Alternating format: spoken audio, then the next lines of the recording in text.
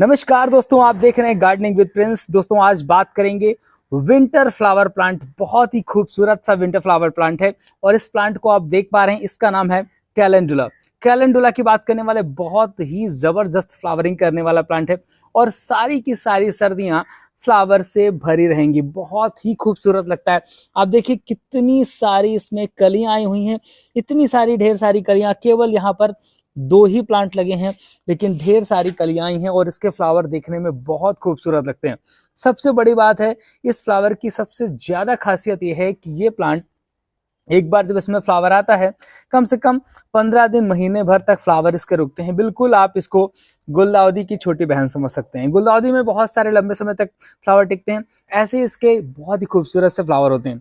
लगभग इसमें 3 कलर होते हैं फ्लावर्स के। एक आप जो ये येलो वाली वैरायटी देख पा रहे हैं, इसके अलावा एक ऑरेंज वैरायटी होती है, एक इस तरीके की ये डबल कलर पे वैरायटी देखने को मिल जाती है। सूरजमुखी की तरीके भी आप इसको समझ सकते हैं कि सूरजमुखी का मतलब छोटा रूप उस तरीके के प्लांट दिखाई देते हैं। दोस्तों इस प्यारे से विंटर फ्लावर प्लांट की अगर हम बात करें तो बहुत ही खूबसूरत सा ये प्लांट होता है। इसको किस तरीके से लगाएंगे, कैसे अपने गार्डन में रखेंगे और कैसे क्या क्या केयर आपको रखनी है, ये विशेष बातें आज वीडियो में बताने वाले हैं। वीडियो में जुड़े रहिए, चैनल को सब्सक्राइब जरूर कर लीजिएगा। दोस्तों बात करें हम इसकी, तो इसके फ्लावर तो बहुत खूबसूरत हैं, वो आप देख ही रहे हैं। अब इसको कब लगाना है ये बहुत जरूरी चीज है। तो दोस्तों इसको बीज के माध्यम से लगाया जा सकता है कि जो इसमें सीडिंग होती है, सीडिंग के माध्यम से लगा सकते हैं। अब सीड्स कैसे होते हैं, सिंपल से आपको दिख जाएगा। ये फ्लावर हमारा इसका खत्म हो चुका है और ये जो सीड्स दिख रहे हैं आपको, ये इस तरीके से ये ब्राउन कलर का जो सीड्स दिखाई दे रहा है, ये सूखने के बाद ये सीड्स हैं, यही काम आते हैं, इन्हीं को बोया जाता है। इसको हम अभी काट करके रख लेंगे। और जिस तरीके से जैसे ये प्लांट्स में आपके फ्लावर बेकार होते रहे, पुराने वाले बीज सूख जाए फ्लावर, तो तुरंत इसको कट करके रख लेना चाहिए और इनको बीज स्टोर कर लेना चाहिए। और इसके जो बीज सही समय में बोने का टाइम है वो लगभग अगस्त लास्ट या सितंबर के आसपास इनके बीज जो है बो देने चाहिए। तो आपको ये नवंबर से इनकी फ्लावरिंग स्टार्ट हो जाती है और आपको ये मार्च अप्रैल तक फ्लावरिंग देखने को मिलती है। लगभग नवंबर से अप्रैल तक बहुत अच्छी खासी फ्लावरिंग आपको देखने को मिल पाएगी। ऐसे इस पे हमने यहाँ पर 3 प्लांट लगा रखे हैं, इस पे 2 प्लांट लगा रखे हैं। आप यहाँ पे कलियां देखिए, बहुत ढेर सारी कलियां आपको देखने को मिल जाएंगी, ढेरों कलियां यहाँ पर दिखाई दे रही हैं। तो ये रह गई बीज की बात कि बीज आप जो है इस तरीके से लगा सकते हैं। बाकी आप इसको नर्सरी से भी खरीद सकते हैं, तो आपको अक्टूबर के आसपास नर्सरी पे मिल जाएगा, क्योंकि लगभग 10 दिन में इसका प्लांट तैयार हो जाता है। अगर आप बीज बोएंगे तो 10 दिन में प्लांट लगभग इस कंडीशन पे आ जाता है कि आप उसको रिपॉट कर सकते हैं, बहुत फास्ट तैयार होता है। और जैसे आप नर्सरी वगैरह से लेके आते हैं तो शुरुआत में जब आप नर्सरी से लाएंगे, इसको लगाएंगे, तो इसकी पत्तियां बिल्कुल मुरझा जाती हैं। और जब आप नर्सरी से लेकर के आए तो तुरंत इसको धूप में ना रखें, इसको लगाने के बाद किसी छायादार स्थान पर रखें। इसके बाद लगभग 1 हफ्ते बाद धीरे से जब इसकी पत्तियां बिल्कुल टाइट होना शुरू हो जाए, जो नीचे की बड़ी पत्तियां होंगी वो तो बिल्कुल मुरझा जाएंगी, बाकी जो छोटी छोटी पत्तियां होंगी वो टाइट होना शुरू होंगी। फिर आप इसको हल्की हल्की धूप में रखना शुरू करिए, ऐसी जगह पे जहां पर छन के धूप आती हो, 2 से 3 घंटे की धूप मिल जाए। फिर हफ्ते भर बाद आप इसको प्रॉपर धूप में रख सकते हैं, तो आराम से बहुत अच्छी तरीके से प्लांट चलता है। तो ये तो हो गई इसके लगाने की बात, अगर आप नर्सरी से लेते हैं या फिर आप बीज इसका बोते हैं। तो अब इसके बीज अभी इसको निकाल के रख लेने हैं। अब बात आती है कि अच्छी खासी फ्लावरिंग के लिए हमें इसमें और क्या क्या करना चाहिए, क्योंकि फ्लावरिंग देखिए आप कलियां बहुत जबरदस्त आ रही हैं। तो इसमें सबसे महत्वपूर्ण चीज है कि जब आप इस प्लांट को लगा रहे होते हैं तो उस वक्त इसकी जो सॉइल है, सॉइल कैसी चाहिए। जैसे आप यहाँ पे देख पा रहे हैं कि जो हमने सॉइल बनाई है, इसमें अच्छी खासी मात्रा में आपको बालू भी दिखाई दे रही होगी, मिट्टी, और इसमें गोबर खाद है। तो लगभग आप समझ लीजिए कि 50% की मात्रा में हमने इसमें गोबर खाद मिलाई है। 50% गोबर खाद है, इसके अलावा 50% में जो बाकी हिस्सा है वो है आपकी गार्डन सॉइल और इसमें बालू है। बालू और गार्डन सॉइल का मिक्स मिलाया, बाकी 50% इसमें गोबर खाद है।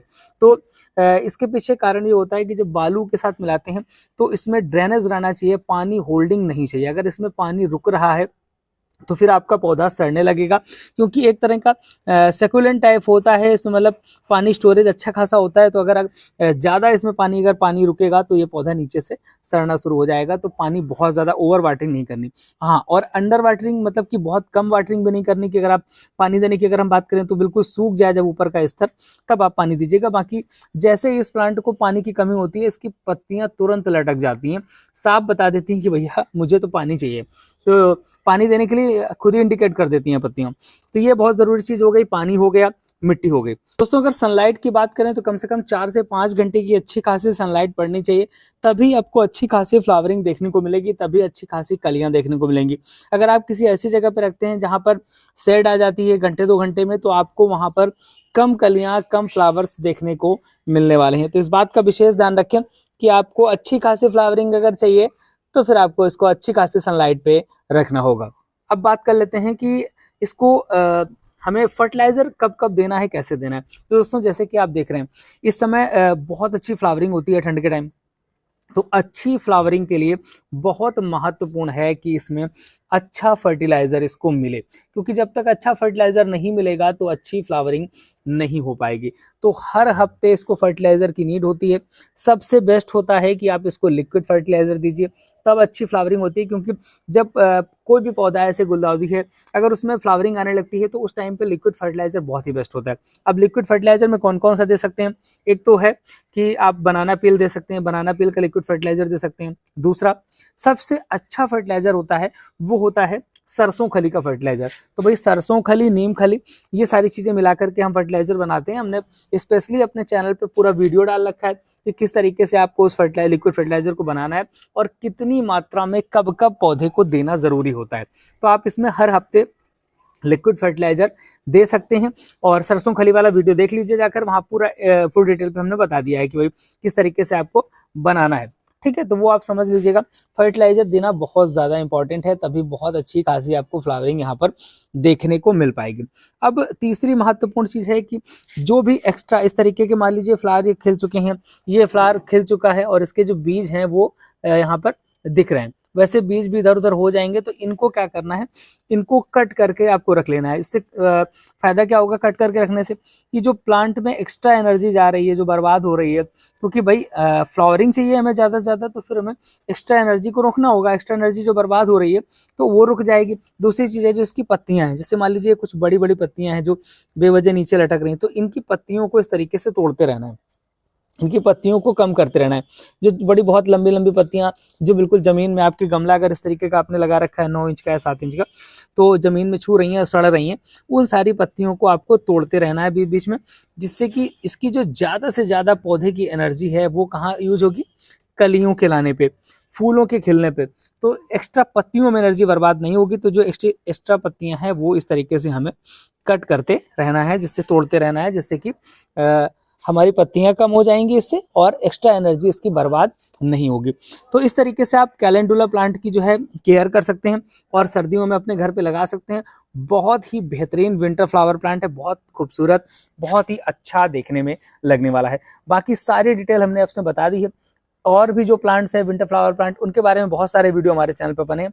चैनल को सब्सक्राइब जरूर कर लीजिएगा, जहां पर हम फुल डिटेल में इंफॉर्मेशन देते रहते हैं। दोस्तों मिलेंगे फिर किसी नए वीडियो के साथ। देखते रहिए गार्डनिंग विद प्रिंस।